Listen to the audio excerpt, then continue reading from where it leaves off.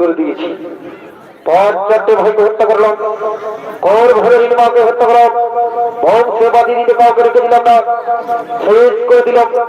সব কিছু আমি আমার শেষ করে দিলাম।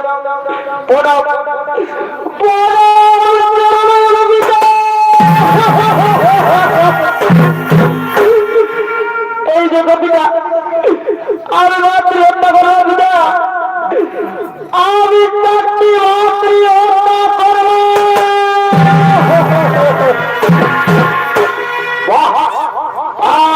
পত্র ঘেরাও তোর কাজ তোর গ্রহণ আজ থেকে তোর নাম হরপুর পুরো, আজ থেকে তোকে তোকে পড়ছুয়া করে ও পত্র পড়ছুয়া। আজ আমি তোর কার্য খুশি হয়েছি, তুই আমার কাছ থেকে দেবর চাইবি, আমি তোর দেবর করিব প্রদান। কি বললো পিতা? এই হতভাগ্য ভিড় ধ্বংসবাদী দিতে কাউকে রেখে দিল না। আমি বলবি কি করবো পিতা? আমি পথের ছেলে, আমি পথেই চলে যাই।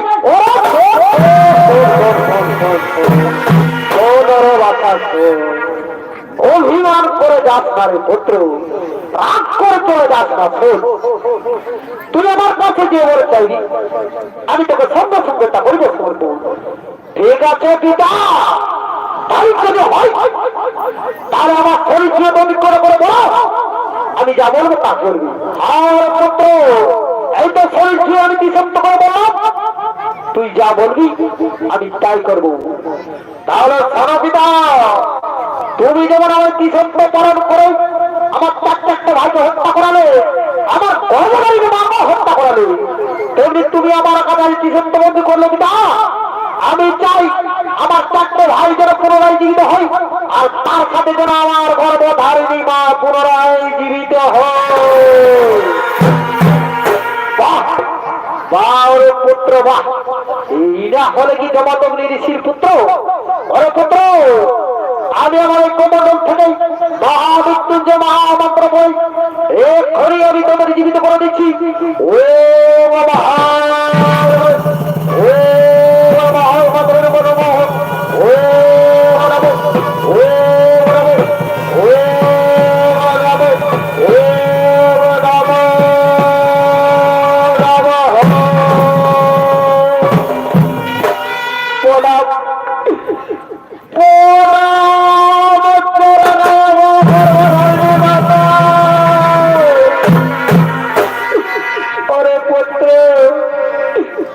আমার বীর পুত্র দুঃখ করতে পারছে, মুছিদের চোখের দোল যা ঘটার তো ঘটে গেছে রে পুত্র।